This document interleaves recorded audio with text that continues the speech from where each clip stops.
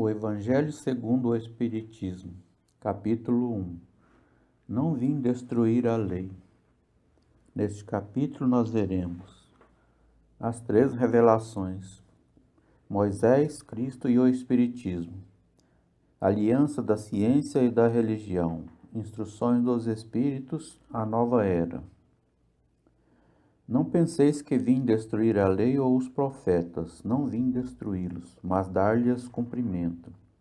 Eu vos digo em verdade que o céu e a terra não passarão antes que tudo o que está na lei seja cumprido completamente, até o último J e o último ponto. Mateus 5, 17 e 18. Moisés.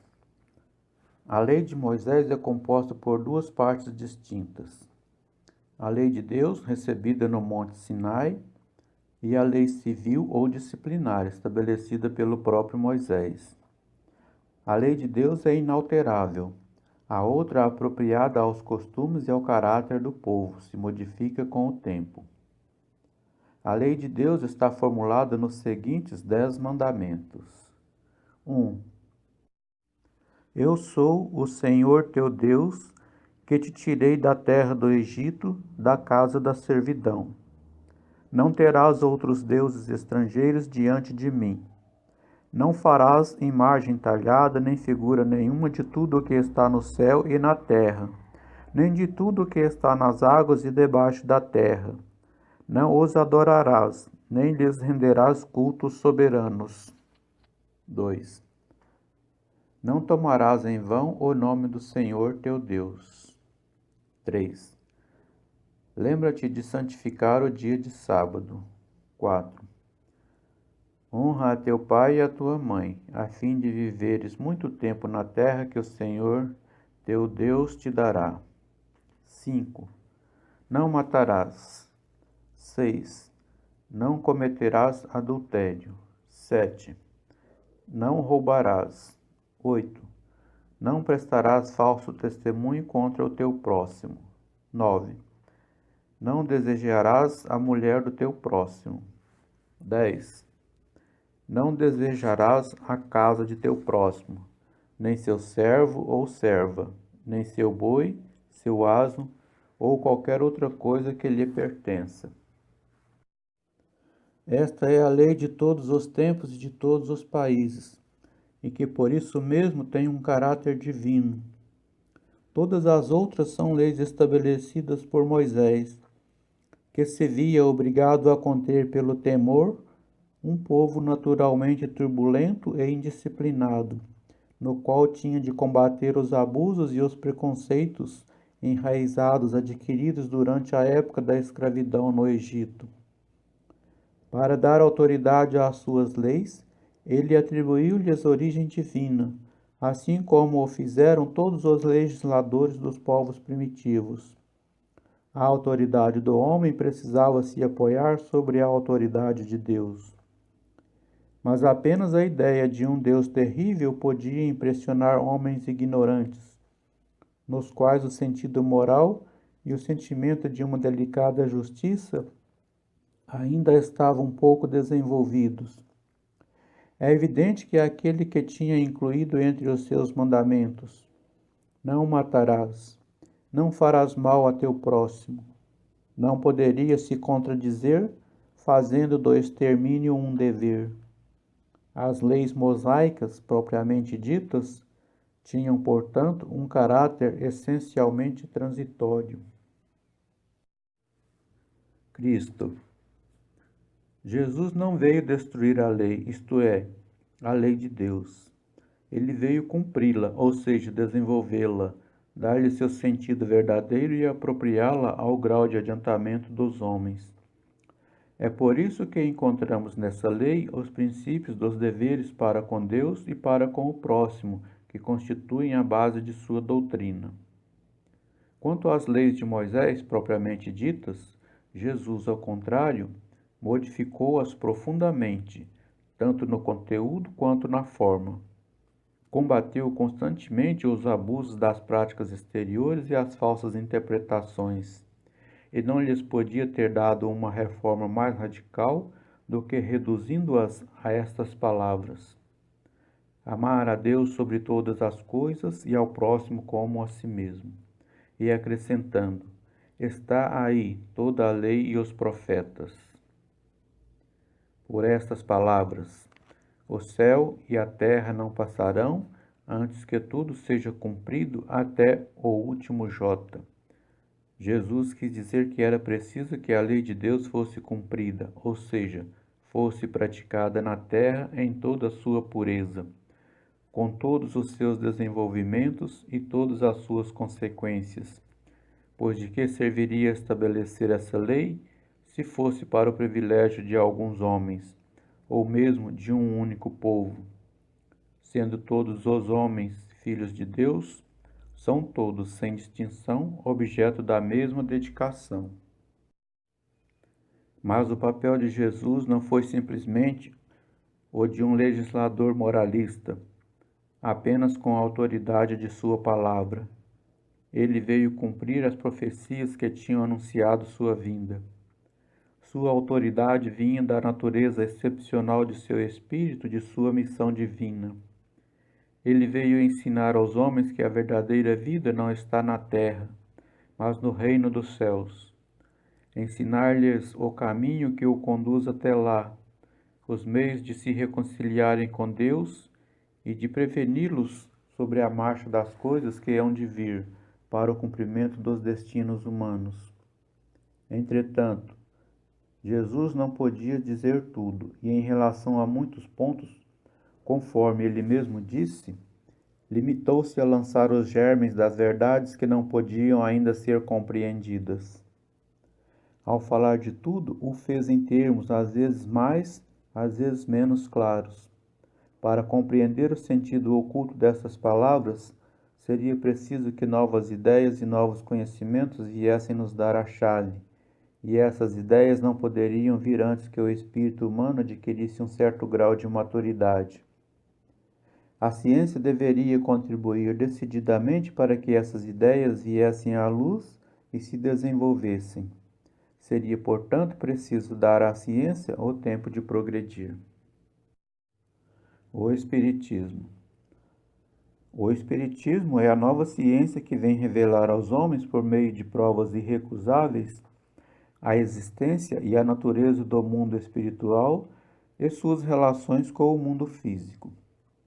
O Espiritismo nos revela esse mundo espiritual não mais como algo sobrenatural, mas, ao contrário, como uma das forças vivas e incessantemente ativas da natureza, como a fonte de uma multidão de fenômenos incompreendidos até então, e por esta razão, encarados como coisas do fantástico e do maravilhoso. É a esses aspectos que o Cristo se referiu em muitas circunstâncias, e é por isso que muitos dos seus ensinamentos permaneceram incompreendidos ou foram interpretados erroneamente. O Espiritismo é a chave com a ajuda da qual tudo se explica com facilidade. A lei do Antigo Testamento, a primeira revelação, está personificada em Moisés. A segunda é a do Novo Testamento, do Cristo. O Espiritismo é a terceira revelação da lei de Deus. O Espiritismo não foi personificado em nenhum indivíduo, pois ele é o produto do ensinamento dado, não por um homem, mas pelos Espíritos, que são as vozes do céu, em todos os pontos da terra, servindo-se para isso de uma multidão incontável de médiuns. É, de algum modo, um ser coletivo, abrangendo o conjunto de seres do mundo espiritual, vindo cada um trazer aos homens a contribuição de suas luzes para fazê-los conhecer aquele mundo e a sorte que nele os espera. Da mesma forma que o Cristo disse: não vim destruir a lei, mas cumpri-la, o Espiritismo igualmente diz: não venho destruir a lei cristã, mas dar-lhe execução. Ele não ensina nada em contrário ao que o Cristo ensinou, mas desenvolve, completa e explica em termos claros para todos o que só foi dito sob a forma alegórica. Ele vem cumprir no tempo anunciado o que o Cristo prometeu e preparar a realização das coisas futuras. É, portanto, obra do Cristo, que o preside e que igualmente preside ao que anunciou, a regeneração que se opera e prepara o reino de Deus na terra. Aliança da ciência e da religião. A ciência e a religião são as duas alavancas da inteligência humana. Uma revela as leis do mundo material e a outra as leis do mundo moral. Ambas as leis, tendo, no entanto, o mesmo princípio que é Deus, não podem contradizer-se, visto que, se uma contrariar a outra, uma terá necessariamente razão, enquanto a outra não a terá, já que Deus não destruiria sua própria obra. A falta de harmonia e coerência que se acreditou existir entre essas duas ordens de ideias baseia-se num erro de observação e nos princípios exclusivistas de uma e de outra parte. Daí resultou uma luta e uma colisão de ideias que deram origem à incredulidade e à intolerância. São chegados os tempos em que os ensinamentos do Cristo devem receber seu complemento, em que o véu propositadamente deixado sobre algumas partes desses ensinamentos deve ser erguido. A ciência, deixando de ser exclusivamente materialista, deve levar em conta o elemento espiritual. A religião deve reconhecer as leis orgânicas e imutáveis da matéria. Então essas duas forças juntas, apoiando-se uma na outra, se ajudarão mutuamente. A religião, não sendo mais desmentida pela ciência, adquirirá um poder inabalável, estará de acordo com a razão, já não podendo mais se opor à irresistível lógica dos fatos. A ciência e a religião não puderam se entender até os dias atuais, pois cada uma, examinando as coisas do seu ponto de vista exclusivo, repeliam-se mutuamente. Seria preciso alguma coisa para preencher o espaço que as separava, um traço de união que as aproximasse.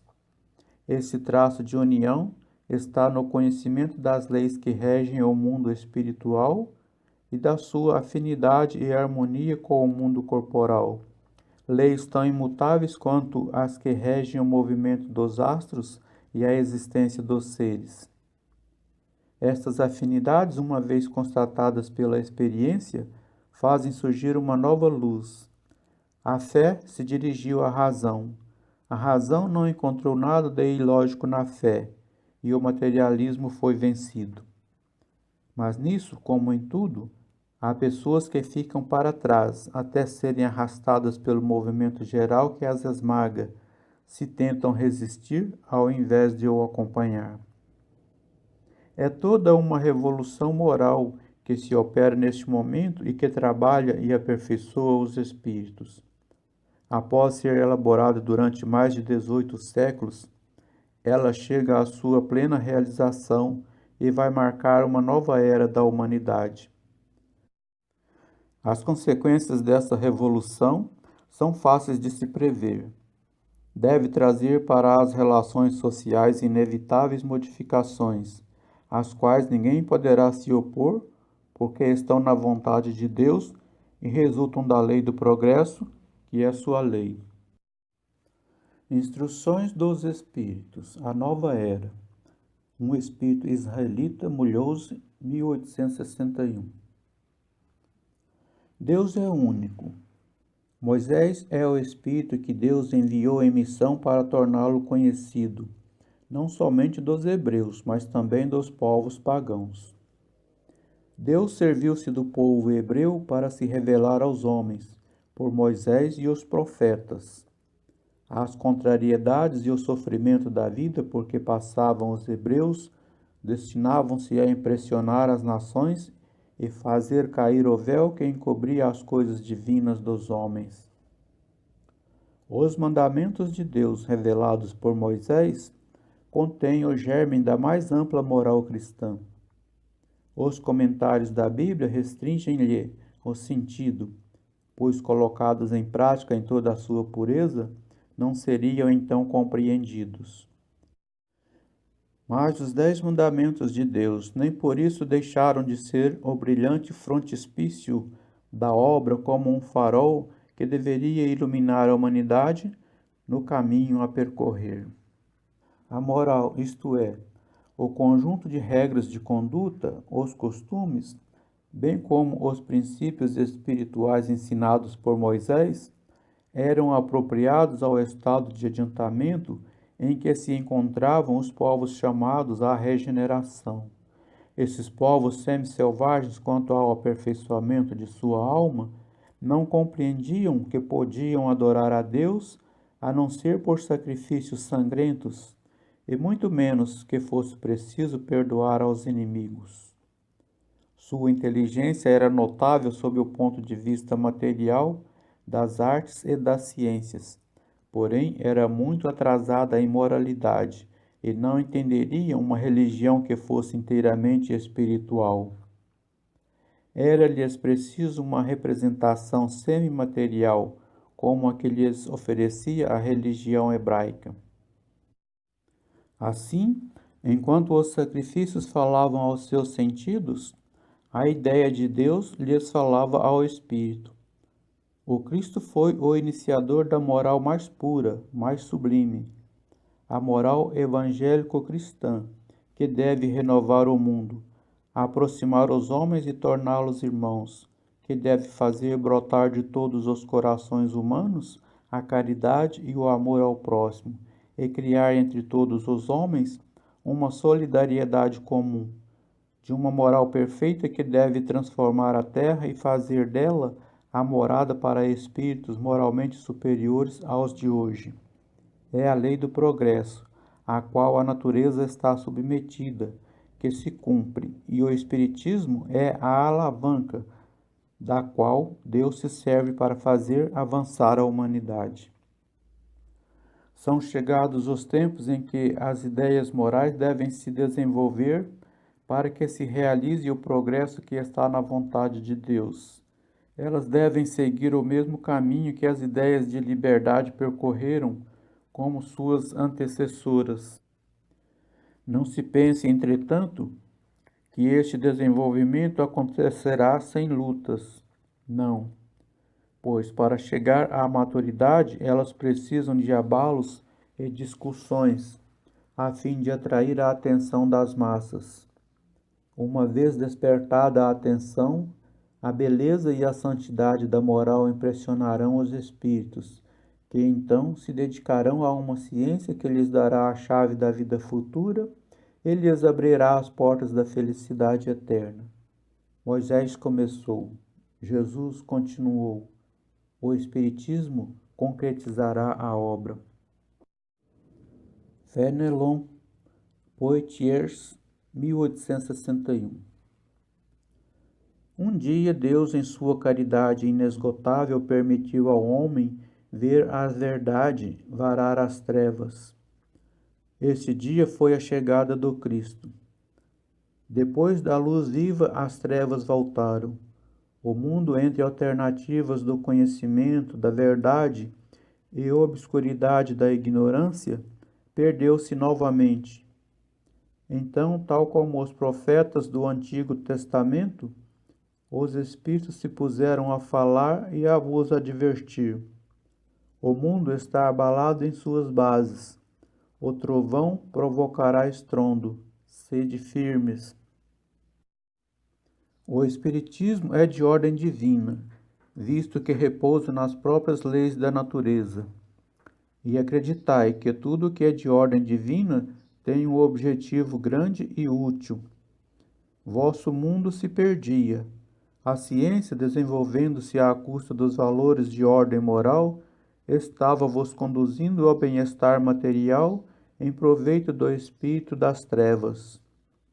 Vós o sabeis, cristãos. O coração e o amor devem andar unidos à ciência.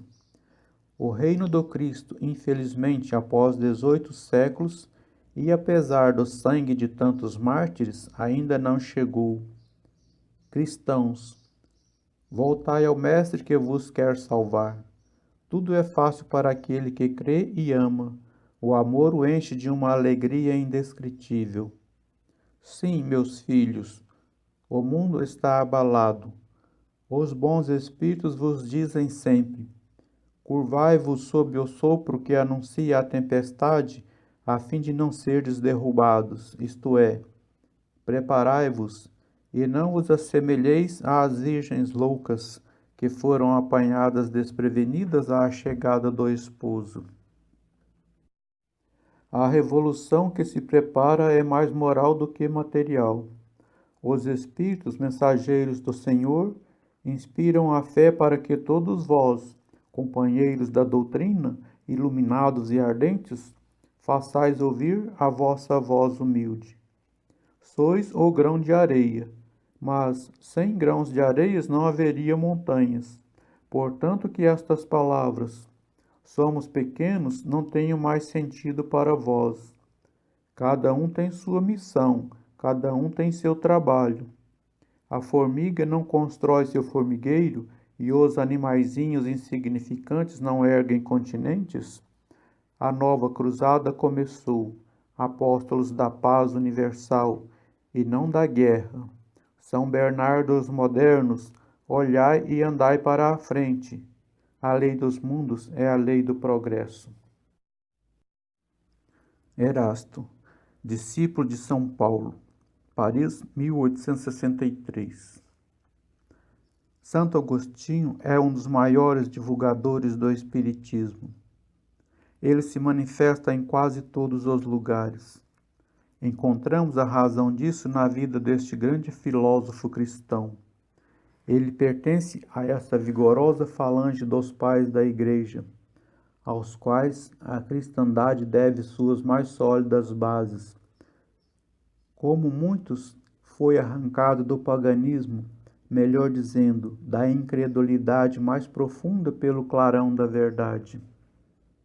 Quando, em meio aos seus excessos, sentiu em sua alma a vibração estranha que o chamava para si mesmo e o fez compreender que a felicidade estava em outros lugares e não nos prazeres materiais e passageiros.